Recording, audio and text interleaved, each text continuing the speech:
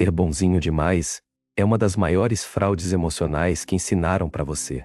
Enquanto você se esforça para ser correto, justo e leal, o mundo real está premiando os ousados, os estratégicos e muitas vezes os sem escrúpulos. Parece duro ouvir isso, mas é libertador. Porque só quem enxerga a verdade pode mudar o próprio jogo. A verdade é que a bondade ingênua virou um passaporte para a frustração. O sistema ama gente que obedece sem questionar. Mas quem quebra as regras com propósito, quem pensa como estrategista e age como protagonista, esse sim muda o rumo da própria vida. Isso não é sobre ser mau. É sobre deixar de ser tolo. Neste vídeo, você vai entender por que a ética precisa andar de mãos dadas com astúcia. Vai descobrir o que Nietzsche realmente queria dizer sobre o poder, como identificar os códigos invisíveis do sucesso e, principalmente, como se tornar forte sem se corromper. Prepare-se para desconstruir tudo o que te ensinaram sobre moral, poder, sucesso e liderança. Porque quando você parar de esperar reconhecimento e começar a criar impacto, vai perceber que ser bom não basta. O mundo não recompensa a bondade, recompensa quem sabe o que está fazendo. Desde pequenos, nos enchem de frases feitas: seja bom, obedeça, ajude os outros. Mas quando crescemos, vemos que o mundo não funciona como nas histórias da infância. O colega que puxa o tapete sobe mais rápido que quem trabalha duro. A honestidade é bonita no discurso, mas quem mente bem costuma ser promovido. O jogo real é outro, e não saber disso custa caro. A bondade sem estratégia vira fraqueza. Não é que ser bom seja errado, mas ser apenas bom, sem malícia, é como ir para uma guerra com um violão. Quantas pessoas incríveis você conhece que vivem frustradas, mesmo sendo talentosas? Enquanto isso, o cara mais cínico da sala fecha contratos sorrindo. A realidade premia quem sabe jogar, não quem segue regras cegamente. Um exemplo claro? Pense nas grandes corporações. Quantas vezes você viu profissionais éticos sendo atropelados por chefes bajuladores, oportunistas e sem escrúpulos? Em vez de agir como vítimas, os mais atentos aprendem a se adaptar, sem perder os princípios, mas sabendo onde estão pisando. O mundo dos negócios não é um culto à pureza, é um xadrez de interesses. Isso vale também para relações pessoais. O bonzinho demais é ignorado, usado ou descartado. As pessoas confundem gentileza com submissão. Já quem sabe impor limites, mesmo sendo educado, é respeitado. A diferença está em saber o próprio valor e não esperar que os outros reconheçam por mérito, porque muitas vezes eles não vão. A escolha é entre ser lembrado ou esquecido. No fundo, a crença de que basta ser bom para vencer é uma armadilha cultural. Ensinaram isso pra gente porque é conveniente. Um povo obediente dá menos trabalho. Mas quem desperta para esse jogo, começa a fazer perguntas incômodas e busca outros caminhos. A bondade, quando aliada à astúcia, vira potência. Caso contrário, vira prisão invisível, com sorrisos falsos em volta. A verdadeira virada acontece quando a pessoa para de esperar reconhecimento e começa a agir com estratégia. Não se trata de virar um vilão, mas de abrir os olhos. E é aí que entra a visão de Nietzsche sobre o poder. Não como maldade, mas como força vital que molda o destino. Nietzsche nunca foi um defensor do caos sem sentido, como muitos pensam. Ele apenas rasgou o véu da hipocrisia. Para ele, o poder não é um pecado. É um impulso natural, um motor da existência. Fingir que ele não existe, ou demonizá-lo só serve para manter as pessoas presas. A verdadeira liberdade começa quando se entende que poder é escolha, não pecado. Quem rejeita o poder muitas vezes, está apenas com medo dele. Preferem seguir ordens, obedecer normas e viver num canto seguro, mesmo que desconfortável. Nietzsche chamaria isso de fugir da responsabilidade da criação. O criador, o protagonista, não espera permissão, ele age, mesmo que errando. É essa ousadia que transforma vidas e constrói legados. Veja o exemplo de quem abre um negócio. Ele não espera as condições ideais nem a aprovação da família. Ele age com coragem, ciente dos riscos, mas decidido a ser o autor da própria história. Isso é vontade de poder, não no sentido de dominar os outros, mas de dominar a própria existência. Nietzsche diria que ali existe vida pulsando. O oposto disso são os que vivem repetindo: um dia eu faço, quem sabe no futuro. Mas o futuro nunca vem para quem não o ousa no presente.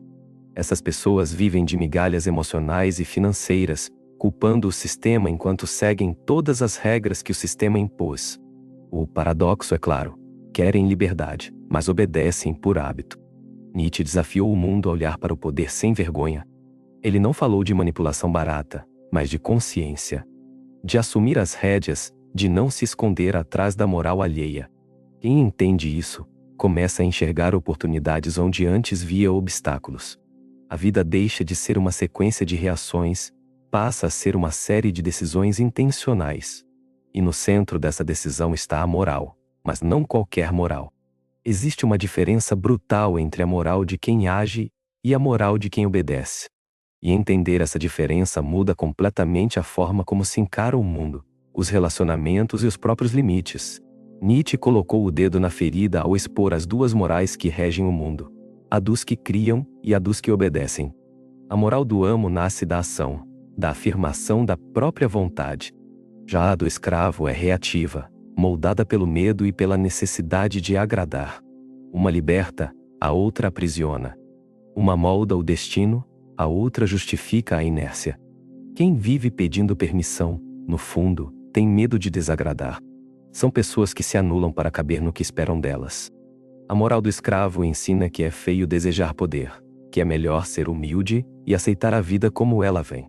Mas essa falsa humildade gera frustração, inveja e uma raiva silenciosa de quem ousa viver diferente. Olhe ao redor. Quem mais critica os ousados costuma ser quem se esconde atrás de regras e moralismos. Não por princípios, mas por incapacidade de agir com autonomia. É mais fácil atacar do que criar. É mais confortável obedecer do que decidir. Essa lógica mantém o rebanho unido, dócil, previsível e útil ao sistema. A moral do amo, por outro lado, não precisa agredir. Ela apenas age. Quem vive com essa moral não precisa de aprovação alheia para se sentir inteiro. Ele cria o próprio código, assume as consequências e segue em frente. Parece arrogância, mas é, na verdade, uma coragem rara, a de se bancar, mesmo quando todos ao redor preferem se esconder. Um exemplo? Quem decide sair de um emprego estável para empreender. Todos dizem que é loucura, que está indo contra o sistema. Mas o verdadeiro motivo da crítica é o incômodo. O escravo não suporta ver o amo livre. Ele prefere que todos permaneçam presos, para não ter que encarar sua própria covardia. E aqui começa a mudança real, quando se abandona a moral de bozinho obediente e se assume a moral de quem decide. Isso exige coragem, autoconhecimento e uma dose de rebeldia consciente. E mais do que tudo, exige estratégia, porque sem ela, a força se dissipa. Quem acredita que o sucesso é questão de sorte está se sabotando sem perceber. O poder, na prática, é construído com visão, posicionamento e ação estratégica.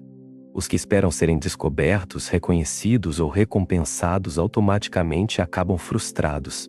Não porque não têm valor, mas porque estão jogando o jogo errado. Esperar passivamente é um plano para o fracasso.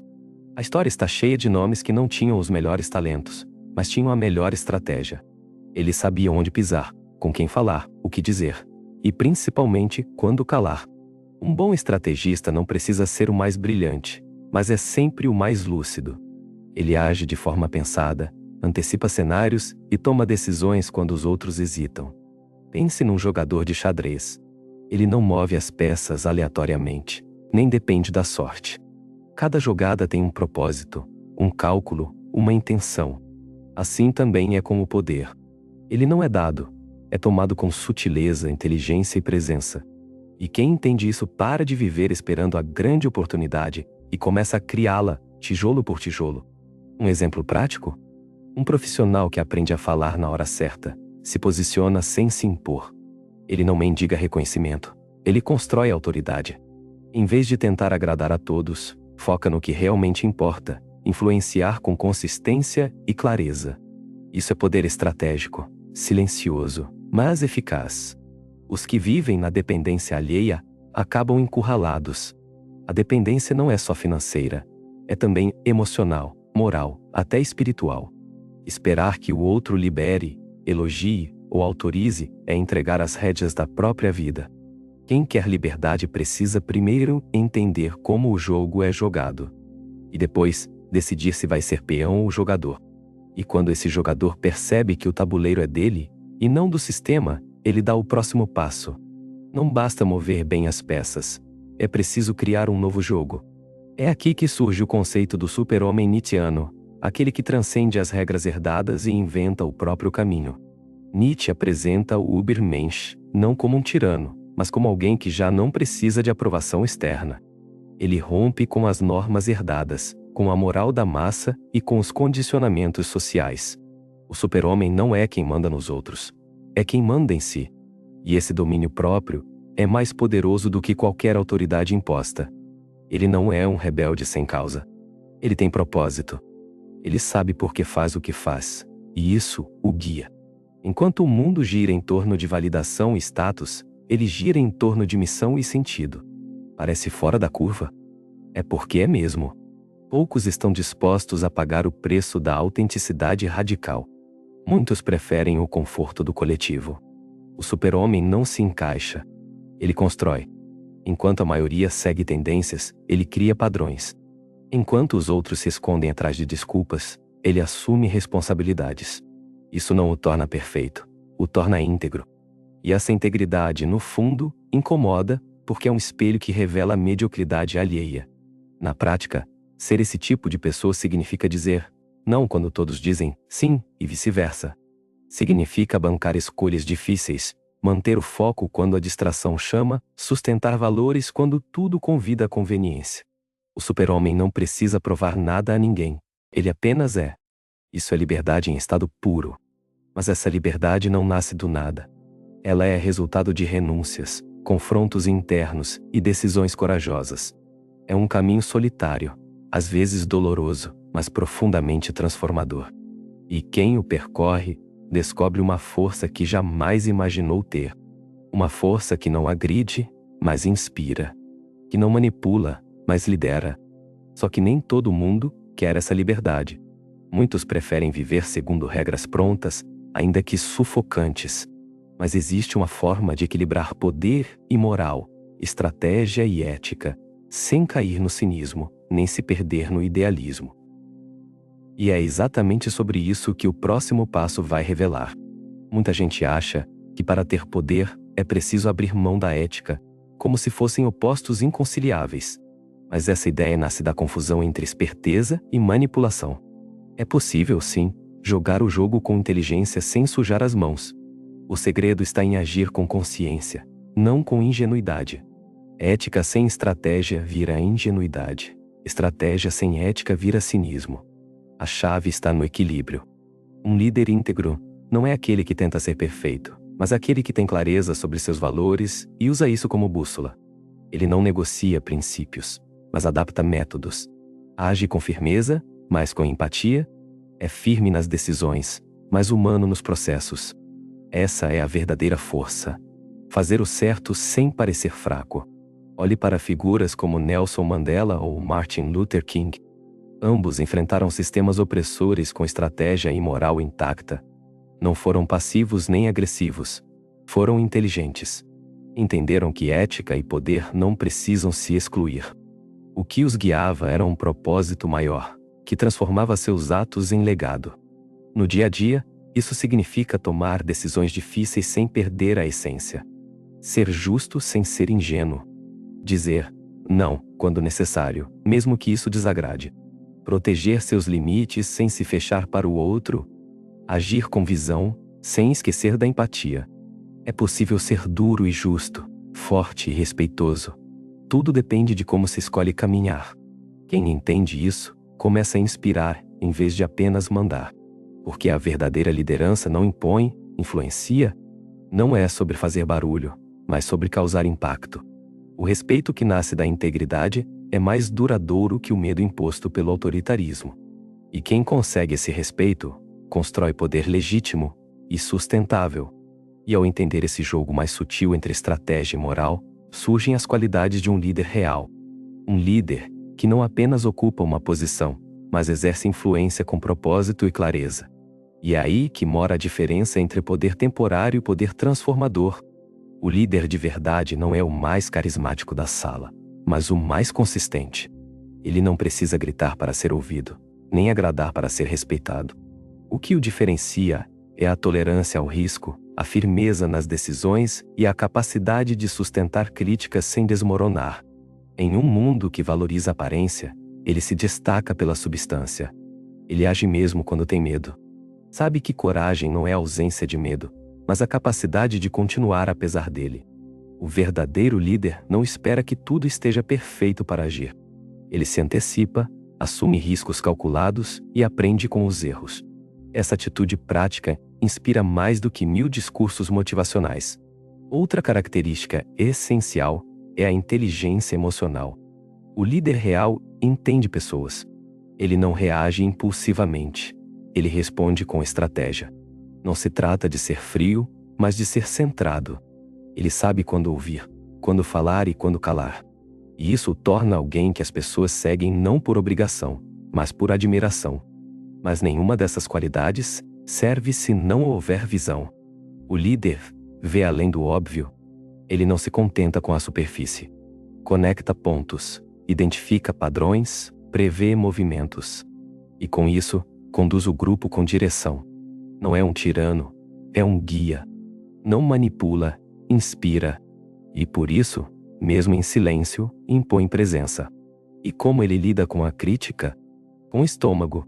Sabe que a crítica é o preço da relevância. Quem quer agradar todo mundo não lidera nada. Ele filtra o que constrói e descarta o que sabota. E com isso, mantém o foco, a clareza e o ritmo. Liderança não é sobre popularidade. É sobre impacto e coerência com a própria verdade. E quando esse tipo de líder chega ao topo, ele sabe que o desafio real ainda nem começou. Porque conquistar é uma coisa, manter, com propósito, é outra história. E é sobre esse desafio que o próximo passo vai aprofundar. Manter-se firme quando o poder bate à porta e ameaça te consumir por dentro. Subir na vida por si só não significa nada. A pergunta real é: subir para quê? O poder sem propósito vira autossabotagem disfarçada de conquista. Já viu gente que alcança tudo e mesmo assim vive infeliz, perdida, desconectada? Isso acontece porque faltou um centro, uma direção. Poder sem propósito é como um carro veloz sem volante. Corre, mas não sabe para onde. Muitos caem nessa armadilha. Conquistam status, grana, fama e perdem a alma no processo. Tornam-se reféns da própria imagem, escravos das expectativas alheias. A obsessão por chegar lá o cega para o que realmente importa: manter-se lá com sentido, com sanidade, com paz. Porque o topo sem propósito vira abismo disfarçado de troféu. Pessoas como Steve Jobs ou Viktor Frankl mostraram que o propósito é o eixo. Jobs tinha obsessão por excelência. Frankl encontrou sentido até nos campos de concentração. Ambos mostram que o que sustenta o poder verdadeiro não é a força, mas o significado. Quando há propósito, cada ação tem coerência, cada decisão tem raízes. É nesse ponto que muitos falham. Confundem ambição com ganância. Ambição é saudável, cria movimento. Mas sem propósito, ela devora tudo em volta. Relacionamentos, saúde, integridade. O verdadeiro desafio é equilibrar o desejo de ir longe com a responsabilidade de não se perder no caminho. E só quem tem clareza interna consegue isso. Um exemplo cotidiano: aquela pessoa que cresce na carreira, mas vira um robô. Perde a leveza, a conexão, vive em burnout. Isso não é sucesso, é prisão dourada. O verdadeiro poder é sustentável, e para ser sustentável, precisa de propósito. Sem isso, qualquer conquista vira fardo. E o fardo, cedo ou tarde, cobra seu preço. Por isso, antes de correr, é preciso saber por que correr. Antes de buscar o topo, é necessário entender o que será feito quando se chegar lá. E essa consciência muda tudo. Redefine o sucesso, transforma a jornada e evita a ruína. E no fim, é essa redefinição que abre o espaço para um novo tipo de vitória. Aqui começa dentro. O maior erro das pessoas é jogar um jogo sem conhecer as regras. Vão repetindo padrões herdados, perseguindo uma ideia de sucesso que nem sabem de onde veio. Ter um bom emprego, uma casa, um carro, Será mesmo que isso basta? A maioria só descobre que não quando já perdeu tempo demais. O segredo? Parar e se perguntar: o que é sucesso para mim? De verdade. Redefinir o sucesso é um ato de rebeldia. É sair do script, abandonar o tem que e escrever o próprio manual. Para alguns, sucesso é liberdade. Para outros, impacto. Alguns querem tempo, outros querem reconhecimento. Não importa qual seja a resposta. Importa que ela seja sua. Porque seguir o sonho dos outros é o caminho mais rápido para a frustração. E quando você entende isso, o jogo muda. Você não joga mais para agradar plateia nenhuma. Você joga com consciência, com intenção. E aí, as regras do sistema já não te limitam, você aprende a usá-las a seu favor. Não para manipular, mas para ganhar terreno, conquistar espaço, crescer com verdade. Quem aprende as regras, cria as próprias. É como em qualquer esporte, só dá para vencer quando se conhece o campo. A vida também tem suas regras, de influência, de comunicação, de autoridade. Negar isso é ingenuidade. Mas dominar isso é poder. E quem domina joga com mais liberdade, mais leveza, mais eficácia. O sucesso então deixa de ser um peso. Vira uma escolha consciente. Pense no artista independente. Ele não precisa da aprovação da indústria para criar. Ele domina seu ofício, conhece o público, entende o mercado. Ele usa as ferramentas disponíveis, mas faz do jeito dele. Isso é liberdade real. Isso é sucesso reprogramado. E é essa autonomia que permite vencer sem se perder. E uma vez que se aprende a jogar com as próprias regras, o medo de errar diminui. O medo de críticas some. O medo de ser quem é se dissolve. E nesse momento, a pessoa descobre uma força silenciosa, mas inabalável. Uma força que permite ser firme sem ser cruel, decidido sem ser bruto. E é sobre isso que vamos tratar agora. Ser forte não é sinônimo de ser implacável. A verdadeira força está em manter a lucidez quando tudo ao redor convida para a brutalidade. Muitos confundem autoridade com autoritarismo, liderança com dureza, firmeza com frieza. Mas quem é realmente forte não precisa gritar, humilhar ou vencer pela força bruta. Ele simplesmente não se abala, e isso basta para impor respeito. A força consciente se expressa em decisões firmes, palavras bem colocadas e gestos silenciosos. Um chefe que ouve mais do que fala, mas que quando fala, ninguém ignora. Um pai que educa com limites claros, sem ameaças. Uma mulher que impõe respeito apenas com o olhar, porque ela conhece seu valor. Isso é poder emocional. Isso é fortaleza com elegância. Crueldade, por outro lado, é reflexo de insegurança. É o grito de quem quer parecer forte porque, no fundo, está tremendo por dentro. Gente cruel age por medo de perder o controle. Gente forte não precisa disso. Ela age com serenidade. Não porque não sente, mas porque sente e mesmo assim escolhe não machucar. Essa escolha é o que a eleva acima da média. Ser forte também é saber quando recuar, pedir desculpas, reconhecer erros. Só quem é seguro de si consegue baixar a guarda sem perder a dignidade. O fraco ataca para esconder falhas. O forte assume e evolui. Em tempos de ego inflado, essa humildade vira superpoder. Não como submissão, mas como sabedoria prática. Um exemplo simples? Um líder que nega um pedido com firmeza, mas com humanidade. Ele diz não, mas explica o motivo. Ele mantém a decisão, mas oferece uma alternativa. Isso é liderança madura, que não quebra, mas também não se curva. Essa postura constrói admiração verdadeira, e não medo passageiro. Ser forte sem ser cruel é, no fim das contas, o maior diferencial dos que realmente vencerão no longo prazo. Porque quem impõe pelo medo, vive cercado de silêncio. Já quem lidera com consciência vive cercado de lealdade. E é nesse tipo de força que o novo sucesso se sustenta. Porque agora, mais do que nunca, o mundo precisa de força com alma. E agora que você sabe disso tudo, o que vai fazer com esse conhecimento? Vai continuar tentando agradar todo mundo, esperando que te reconheçam por ser uma boa pessoa? Ou vai usar sua consciência, sua visão e sua coragem para virar o jogo de vez? Você pode seguir repetindo o script que te ensinaram, ou pode escrever o seu próprio, um que tenha propósito, presença e poder real. Mas uma coisa é certa: se você não decidir seu caminho, alguém vai decidir por você. E aí, a vida que você vai viver não será sua. Não se trata de ser cruel. Se trata de ser consciente, de ter um plano, de entender o sistema para não ser engolido por ele. A verdadeira força não é agressiva, é silenciosa, firme e impossível de ignorar. E você? Já sabe qual o próximo passo? Tal começar agora, aplicando o que aprendeu aqui. Se esse conteúdo fez sentido para você, deixa seu comentário. Quero saber como isso tocou a sua vida.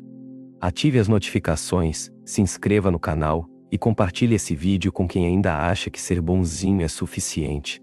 Porque o mundo não muda com boas intenções, muda com ação inteligente.